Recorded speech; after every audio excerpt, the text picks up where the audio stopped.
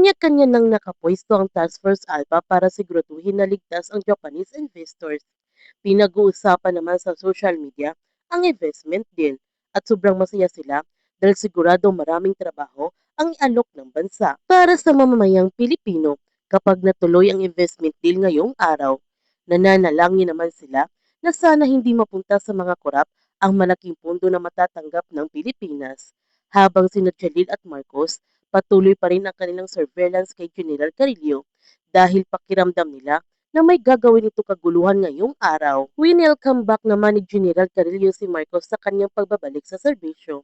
Sinabihan ni General Carillo si Marcos na sana ay matauhan na siya. Sana huwag na siya magpadalos-dalos. Sumagot naman si Marcos na oo at mas mag-iingat na siya ngayon. Sinabihan ni General Carillo si Marcos na dapat lang huwag niyang ulitin yung pagkakamali niya una. Yung pagbabalik niya, pwedeng swerte lang. Dumating naman si Azuelo sa kanilang kinaroonan at sinabihan ni Azuelo si General Carillo na official operation ang pagkuha ni Marcos kay Dato Raman. Ginawa ito ni Marcos sa utos at pamumuno niya.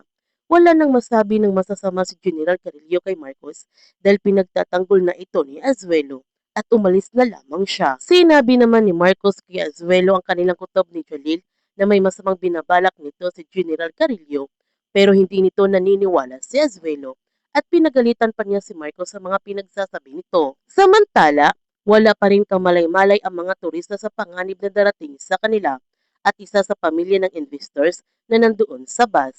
Bababa na sana ang mga turista pero sinarak agad ng lalaking tour guide ang pinto.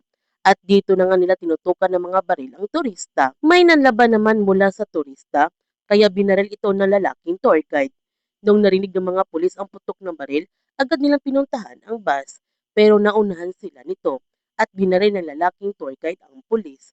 Buti na lamang sa braso ito natamaan at humingi kaagad ang mga pulis ng backup. Pipirma na sana mga Japanese investors ngunit nahinto ito nung nalaman ng isang investor na nasa panganib ang kanyang pamilya at na-flash pa sa screen ang nangyaring hostage taking sa bus.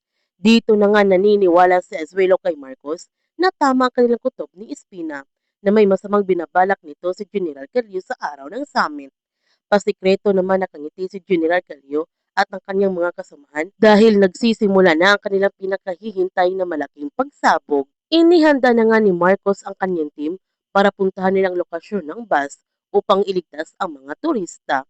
Nagkukunwari pa nito si General Carillo na may malasakit siya sa mga turista at pinapabilis pa niya ang Task Force Alpha sa kanilang pagligtas sa mga turista. Maililigtas kaya ng Task Force Alpha ang mga turista?